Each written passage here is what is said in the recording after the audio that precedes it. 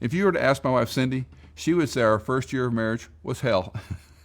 Me, I was happy. Had a trophy bride at home. Everything was fine in life. It took a couple a little bit older than us to come alongside and encourage us on what marriage was supposed to be. In no small part, that was the beginning of a marriage mentor concept. The first year Cindy and I were married was, well, to quote you, it was hell. It was hell. I had a trophy bride. I had her at home, and I would come home after work and go ride my motorcycle with my single buddies. And I guess that's not how you're supposed to do first year of marriage. So during that time, we met a young couple, and they were married, I believe, 4 years longer than you and me, Gary and Karen. And Karen reached out to you. She did. She pursued me, and we had a natural friendship, but I also think she saw that I was a young wife that was miserable. And we would sit and have coffee, and she wouldn't necessarily give me profound words of wisdom, but she would just reassure me that you're going to be okay, Cindy. And she would tweak some of the things that I thought and felt as I would either complain or share my exasperation with you. Sorry. And it was wonderful to have somebody who'd been through marriage long enough, but it was still fresh enough that she could identify with some of the things I was thinking and feeling and just reassure me that things would be fine. And that couple, unintentionally, I guess, became our first mentor couple. They were just a little bit older than us, but they reached out, which I think is key. They were looking for somebody. We went camping with them once or twice. We hung out together. We saw how they teased each other, not in a degrading or sarcastic way, but how they teased each other and had fun together. And I learned a lot just watching Gary interact with his wife, Karen. So then we go off to grad school, and that was an important move for us because it was the first time we were away from all my friends. We were in a new context now. We had to find a new church. We had to find new friendships, and we had a lot of starts and stops. And then we met this couple named Robert and Liz. And they were married probably, 5 or 6 years, maybe 7 years longer than us. They've been friends now for 33 plus years and counting.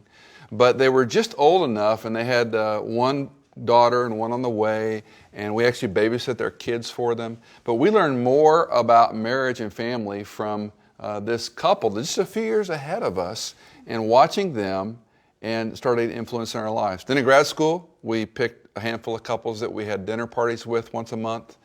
And what we were learning, not even intentionally, but just sort of ambling our way, was we needed other believing couples that were going in the same direction, some a little older than us, and soon then some much older than us, so that we could learn what this long-term gig was about. And sometimes it was intentional. Sometimes we'd ask them things like, what have been the biggest difficulties in your marriage? Or what should we look out for? What is going to be in the next phase of marriage for us, so that we could be prepared? Sometimes we would take them issues that we were dealing with and ask them specifically, how did you deal with this in your marriage? So that we would learn from what they'd been through. And they were always so helpful and honest and vulnerable, and really, through sharing their lives, brought us along. But we had to find certain couples. I mean, it wasn't anybody. No, not anybody. And you guys have probably had that thing where you're trying to find a couple where all four of you click, and it's not always as easy as it sounds.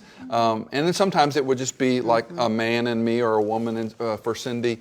But the key was us taking the initiative to find couples and ask questions. And it's not unlike courting. You might go out with someone 2 or 3 times and we're not compatible. And even with a mentor relationship, you might spend some time with them and go, not so much. But you can still learn a lot, and some of those relationships were temporal. Some have been, as I said, 30 plus years. When you think back on Dennis and Barbara, Floyd and Deborah, Robert and Liz, Prof and Jean, what are some of the imprints that you have felt from those mentor couples? I think a lot of it is helping us understand or know, especially in early marriage, that when we had difficulties in our marriage, it didn't mean our marriage was in trouble.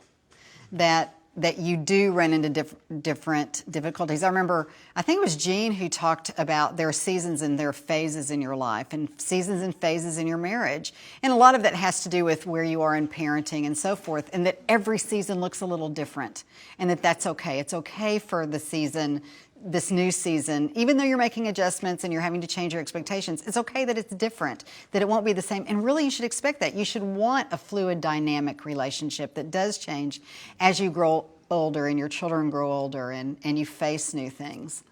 I think for me, the big, and I was a pastor, and the biggest challenge for me was I looked around an audience in a church and went, these couples, I'm not any better than these couples. Why would I be any different? And tragically, I could only count on one hand a few couples that I wanted to be like. Mm-hmm. And that was about our 10-year marriage mark. And so that's when we became very intentional about pursuing some couples that were older. And again, it was start and stop. They weren't all seamless. That's been part of the imprint and DNA on us as we try to encourage young couples that you need a lifelong peer that you're walking with through life now. Common age. Some of you have kids, some don't. You're never going to find one that's everything. And if you find one that's pretty close, fantastic, bless God, go for it.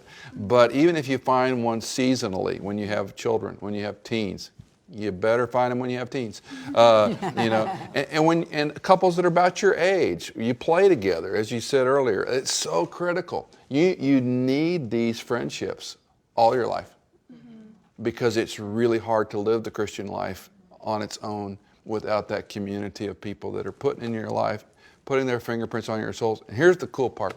God will use you in other couples' lives. 6 months, a year, 2 years ahead of them. That's all it takes. That you say, we've learned something. Well, we've seen another couple, and we continue to grow and learn in how Christ has wired us. And that's the body at work in a fabulous way that I think too many marriages struggle unnecessarily because they don't have those mentors in their lives.